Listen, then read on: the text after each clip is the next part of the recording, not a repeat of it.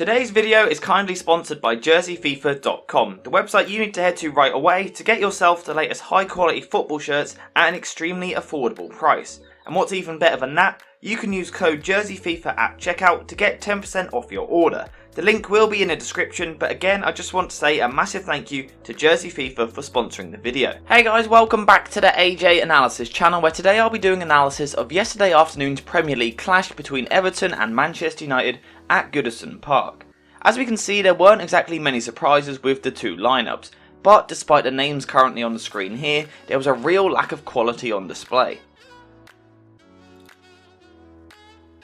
So we're going to start with Everton because they were the home side, and when they had possession in their own defensive third, the United forwards didn't really put them under any real challenging pressure. We can see in both of these pictures here that a few of the United forwards were reasonably high up the pitch, but they never actually really put much pressure on the player who was on the ball.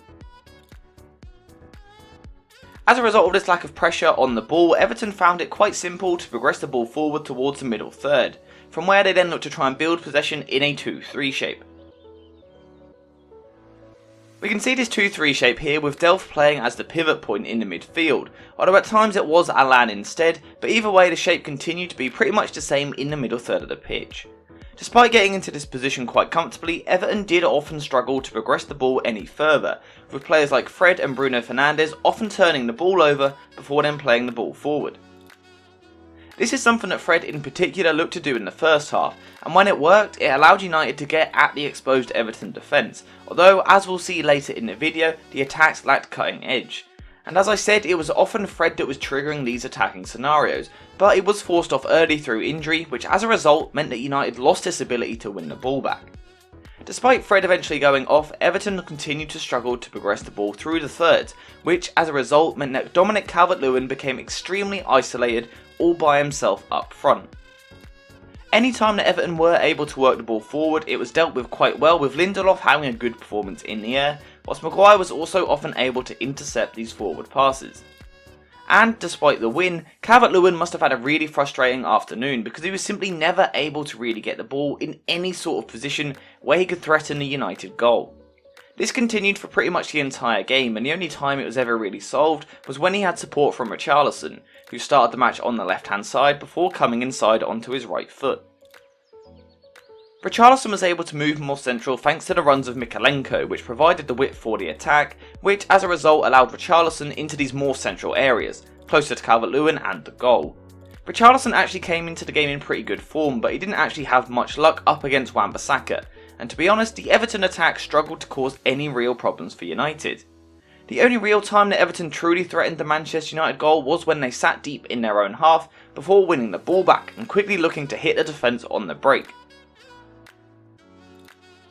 This was what led to the all-important goal, as a combination of Fred and Matic lost possession in the middle third of the pitch before Gordon finished off a sloppy counter-attack with a deflected finish in off Harry Maguire.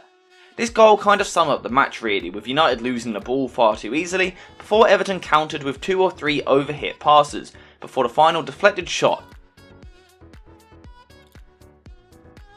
So time to talk about United, and as we'd expect they looked to try and build possession out from the back, but Everton done a reasonably good job of putting them under pressure quite high up the pitch to try and stop them from doing this. We can see this here with Calvert-Lewin pressing high on David De Gea to stop United playing out from the back, and as we all know, De Gea isn't exactly the greatest goalkeeper in the world when it comes to playing with the ball at his feet under pressure, although his passing was arguably slightly better than normal. However, Everton's press wasn't perfect, which often allowed United to build possession in the middle third of the pitch, with Matic often dropping deep in between the centre backs to form a new back three. These two pictures are actually from two separate scenarios, although they look almost identical, and this just highlights Matic's willingness to drop into this position between the centre backs to try and get the ball in space. This is something that we tend to see almost every time that Matic comes into a team, and he's one of the only players in the United squad that is really capable of playing this sort of role in between the centre backs.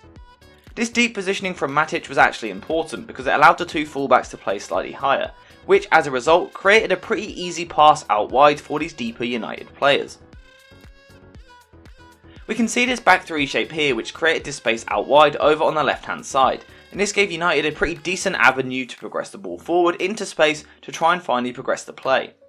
The Everton players were occasionally forced to try and deal with this by moving slightly wider, however this then left spaces in more central areas for either Bruno Fernandes or Ronaldo to drop into. This is the sort of situation we can see here with Fernandes receiving the pass in between the lines, which was something that Ronaldo was able to do as well, and this could have presented an opportunity to move the ball forward. As I said, this would typically create potential to move the ball further forward, but the Manchester United players were simply far too sloppy in possession, which led to the ball getting overturned far too easily. Despite this lack of quality on the ball, this deeper movement from Ronaldo and Fernandes did create a bit of room slightly higher for Fred to push into, whereas when Pogba came on, he pushed more to the left. We can see Fred pushing forward into this central position here to support the attack, but as I said, the dynamic changed when Pogba came onto the pitch because he was more interested in drifting to the left hand side.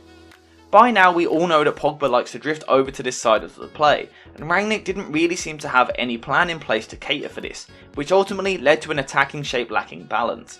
This is something that's become extremely familiar with Manchester United, with the play largely being focused down the left hand side, with Bruno Fernandes also regularly gravitating towards this wide area. We can see how left side heavy the United attack is here, and Fernandes drifting left just increased this further, as he looked to cut the ball back onto his right foot before then looking to swing crosses in. Unsurprisingly, Manchester United's attacks continue to come down this side of the pitch, with Telles making an effort to push forward down the left hand side, from where he then looked to spam crosses into the box. Telles got himself into these crossing positions time and time again, and he actually attempted 13 crosses into the box. There was either no one to aim for in the centre, or there was a lack of quality on the delivery. For large periods of the match, Telles was Manchester United's main attacking outlet, but as I said, there was either no one to aim for, or as I said, the quality on the cross was just so underwhelming.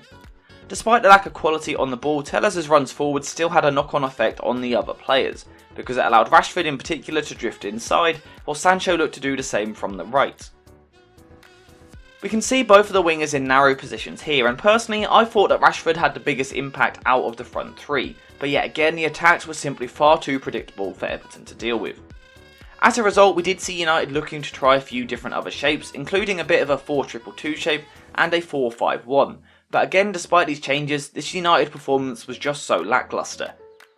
This was all round just a terrible performance from Manchester United, and I genuinely can't think of one good chance that was created for Ronaldo in the box, and his frustration was clear for everyone to see. And at the moment, it just feels like every week Rangnick is learning more and more about which players should be kept and which players should be sold in the summer, because this was really poor. Overall, this was a really poor performance from both sides, hence this being a slightly shorter video. But ultimately, despite the lack of quality on display, this was a massive result for Everton in their battle against relegation, and it's a huge step in the right direction for them and their hopes of survival. As for Manchester United, the less said the better. The problems at the moment need far too much time to discuss, and again we're going to have to go through this in some other videos. So as always, get in the comments down below and let me know what you want to see, especially based around Manchester United, because at the moment there's a lot to discuss. Thank you guys for watching, and I'll see you in the next one.